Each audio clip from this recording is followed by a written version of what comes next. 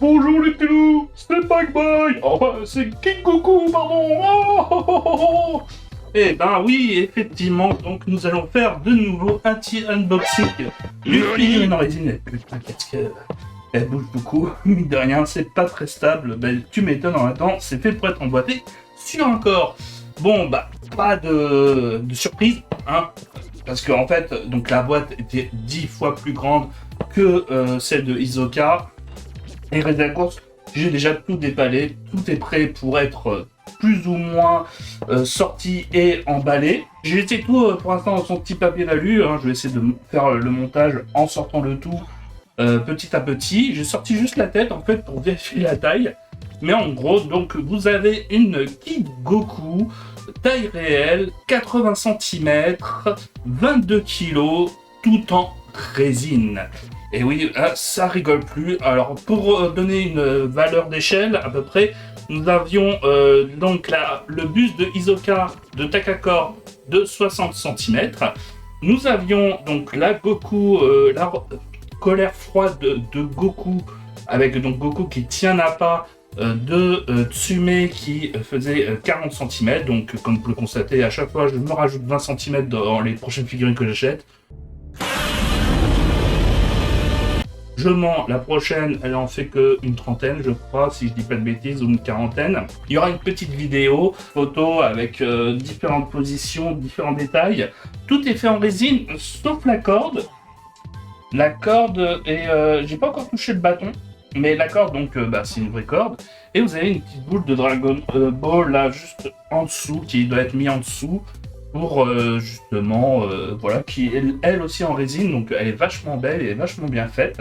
Je vais vous montrer vite fait, c'est la numéro TP002 de la société Toy Park.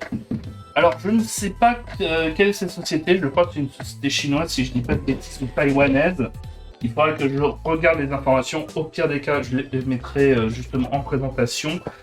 Mais qui a l'air d'être véritablement effectivement faite pour effectivement les parcs d'attraction, mais avec une certaine qualité.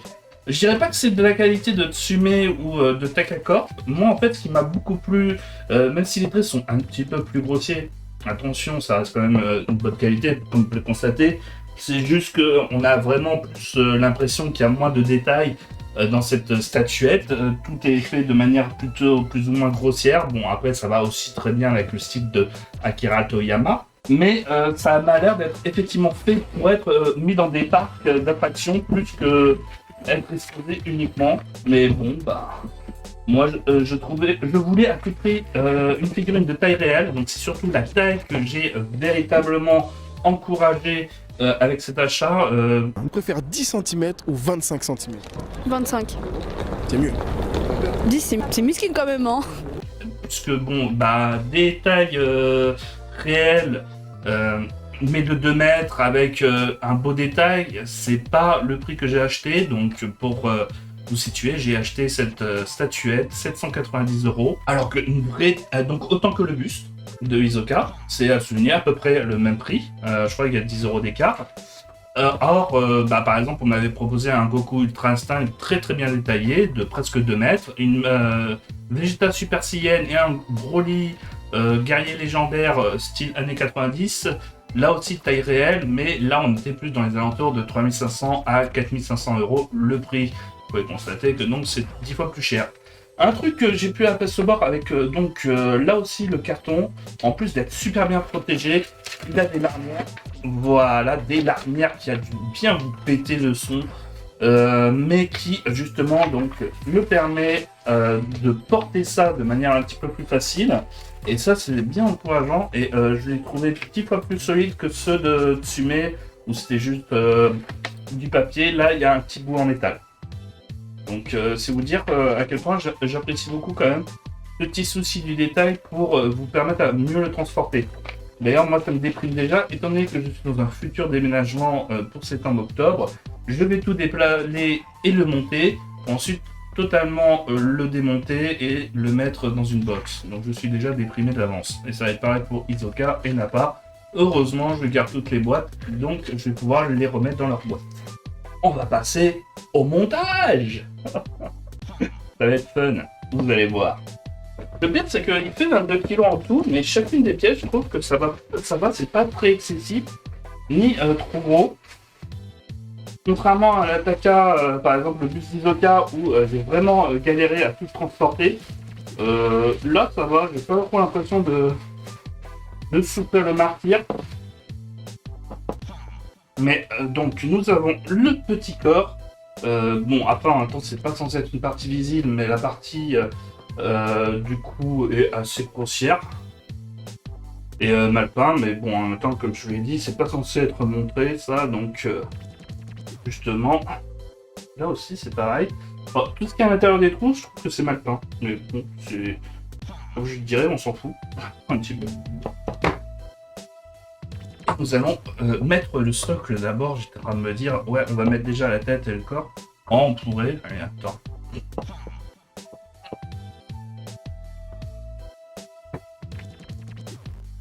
Ah, par contre, c'est pas aussi bien impacté.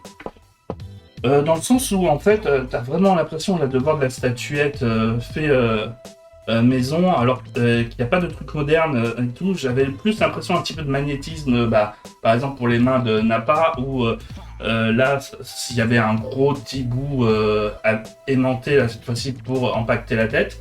Là, c'est vraiment sommaire, c'est juste des petits bouts de résine qui dépassent pour permettre de rentrer, mais comme vous pouvez constater, là, le corps est déjà pas mal. Hein. Et donc, nous allons mettre le socle maintenant. Voici le socle avec les 10 pieds. Alors normalement je crois qu'il y a juste un pied. J'ai vu un trou sur en dessous du pied là du corps qui permettait justement de mettre, mais là je ne vois pas de clic. Peut-être que je me suis trompé. Je vois l'emplacement pour la Dragon Ball ici. D'ailleurs je vous disais que tout était fait en résine. J'ai un doute là sur le socle du milieu. La pierre, ça doit être de la résine. Ici, par contre, c'est un petit peu moins lourd, un petit peu moins solide. Et en dessous, c'est du tapis un petit peu. Donc, c'est doux. Mais c'est pas de la résine, bien entendu. Mais ça permettra d'éviter de rayer, je dirais, peut-être la figurine. Donc, c'est pas mal ça d'avoir mis de ce niveau-là. Oups. Voilà, comme je vous l'ai dit, c'est vraiment très très sommaire la tête. Et c'est ça qui est dommage. Donc ce qu'on va faire, c'est qu'on va le mettre dans l'ordre. Hop là. Ah bah oui, mais en fait ça s'emboîte même pas. C'est ça qui est dommage. C'est que... Voilà, c'est juste l'emplacement. Et donc comme je vous l'ai dit, en fait, là c'est ça qui est dommage avec cette statuette.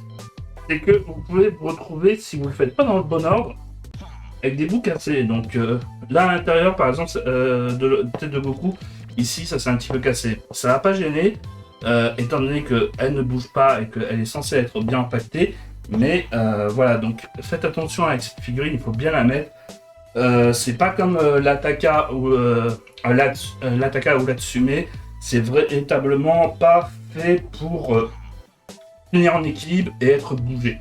Voilà, c'est pas du tout fait pour servir de jouet de collection, c'est vraiment véritablement fait plus pour juste de la présentation dans un truc de parc. Alors, il y a des trucs que je ne comprends pas, mais pourquoi pas, j'ai envie de dire, voilà, on verra bien comment c'est exposé. Ah, je vois. En fait, nous avons deux mains gauches.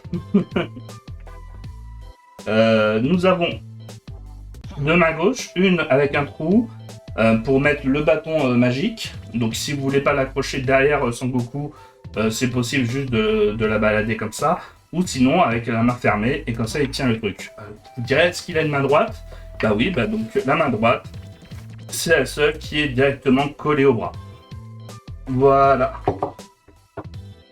Par contre, c'est ça qui est marrant, mais je vois des petits trous, je sais pas si ça se verra à l'écran, donc j'essaierai de zoomer. Et c'était pareil ici, donc je me demande si c'est pas aimanté. À voir si ça tient.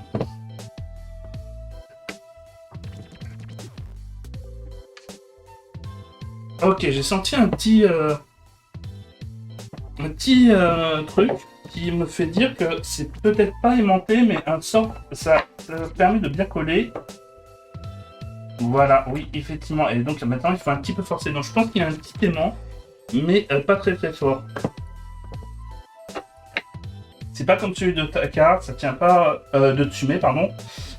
C'est pas aussi fort, mais ça tient bien. Voilà. Donc là, on a bien un petit Goku.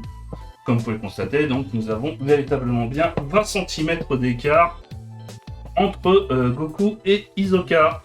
Voilà, maintenant nous allons faire les petits accessoires, le bâton magique et la boule. On va de surprise en surprise avec ce petit truc. Ça ne se voyait pas, donc j'avais un bâton magique et je pensais qu'il y avait que ça. Ben non, en fait il y a un surplus. Donc le surplus, je pense que c'est pour faire le gros bâton magique. Et donc c'est si Goku l'a tenait dans son bras. Mais donc nous n'allons pas utiliser les deux, nous allons utiliser juste le petit morceau. Voilà. Hop. C'est compliqué. Mais je vais quand même vous montrer. Hop. Ah mais non, si. C'est... Pour tenir le bâton magique, pardon, je croyais que c'était un petit surplus pour faire plus grand, mais non. En fait, ça permet de montrer véritablement le bâton magique. Nous allons vous montrer la petite boule, la seule qui est enveloppée avec un petit clocher. Bien entendu, c'est la boule à 4 étoiles, la boule du grand-père. Elle est véritablement brillante et on voit bien à travers. Elle est vachement bien faite. Hop là. Et les étoiles bougent. Mon précieux, mon trésor. Du sens où on la voit. Alors, bien entendu, on doit la mettre ici. Voilà. Et enfin, la petite corde. Alors, ce que je vais faire, c'est que... Hop là.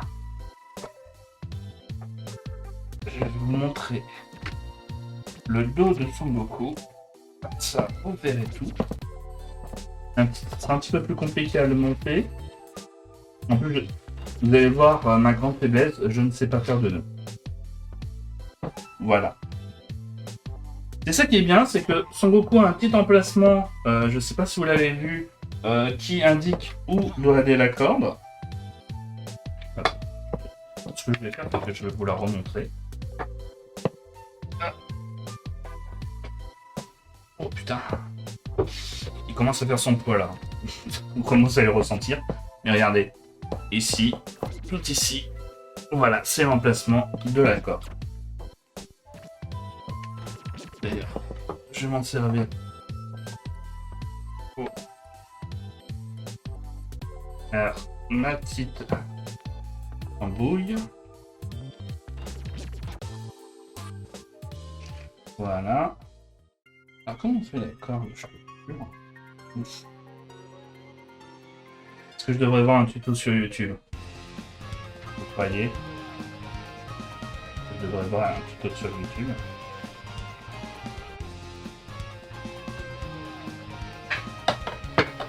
Voilà.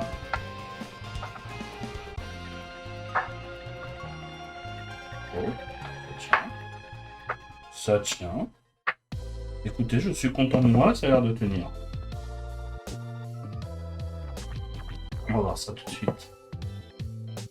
Est-ce que je vous la retourne pour que vous puissiez voir ma magnifique corde nouée n'importe comment. J'ai fait un... Je l'ai remis comme ça ici pour être sûr et certain que ça tenait bien. Mais voilà, donc je l'ai attaché tout autour ici. Ça m'a l'air de bien tenir et de donner un beau rendu. Enfin, je crois.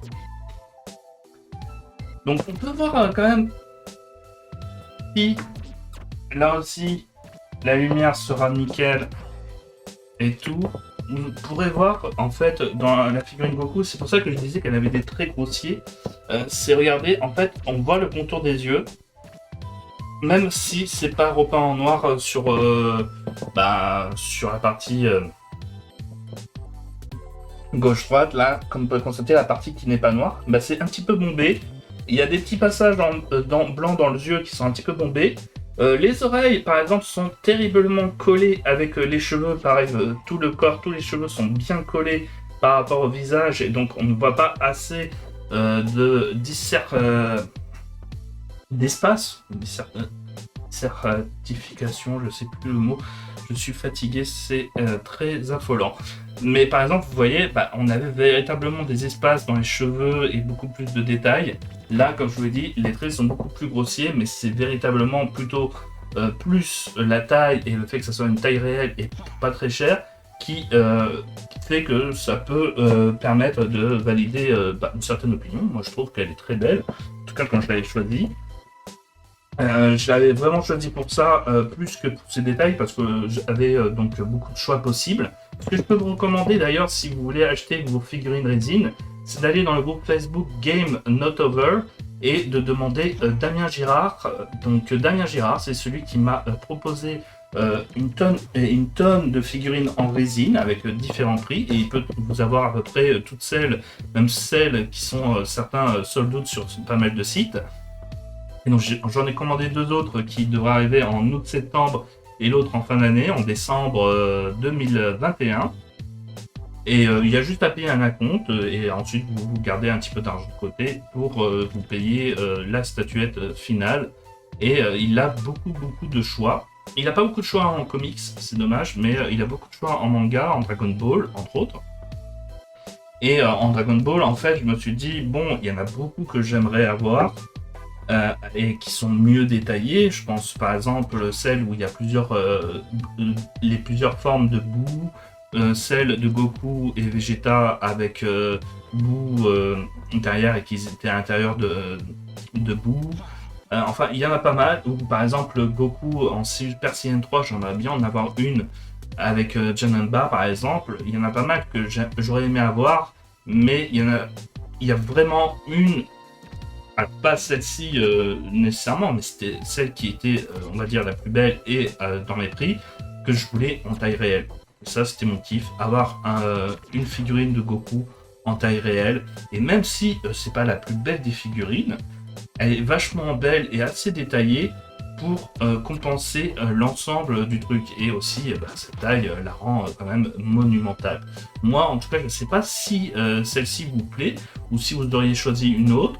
Dites-moi en fait les figurines résine qui vous donnent envie, ou que vous avez prévu d'acheter, ou que si un jour vous devenez millionnaire, vous aimeriez acheter. Sans patate. Mais moi en tout cas il y en a beaucoup que j'ai envie d'acheter maintenant en figurines en résine. Les prochaines sera beaucoup de Hunter x Hunter qui sont possibles d'arriver. Donc je n'en dis pas plus, mais qui sont elles aussi, je trouve très belles. Mais j'aimerais bien aussi me prendre une petite Jujutsu Kaisen, parce que je suis désolé, pour certains qui trouvent que la série est très overhypée, moi j'adore beaucoup cette série. Il y a peut-être du Mob Psycho que je pourrais me donner envie. Et étonnamment, il y a une série... En fait, j'aimerais bien choper de plusieurs séries différentes. Pour avoir, parce que là pour l'instant j'ai que 2 Dragon Ball et une Hunter x Hunter et bientôt 2 nouvelles Hunter x Hunter. Donc moi ce que j'aimerais c'est quand même diversifier un petit peu plus mes figurines en résine et de séries différentes, quitte à ce que ça soit pas des séries qui sont dans mon top 10 ou dans mon top 5. J'ai essayé de trouver du JoJo's Bizarre Adventure qui est quand même ma 3e série favorite, mais en résine j'ai pas trouvé beaucoup de très belles. C'est ça qui m'a un petit peu découragé. Ou en tout cas qui me donnait envie. Je préférais largement par exemple ce Kid Goku. Et pourtant il y en a des très belles, mais encore une fois, voilà, il y avait des petits trucs qui me gênaient, la taille ou autre, ou les détails, ça faisait pas assez JoJo, ça faisait plus comics, remixé en JoJo, quoi. Donc il y a juste une Star Platinum avec Jotaro qui peut-être me donnera envie dans un futur plus ou moins proche.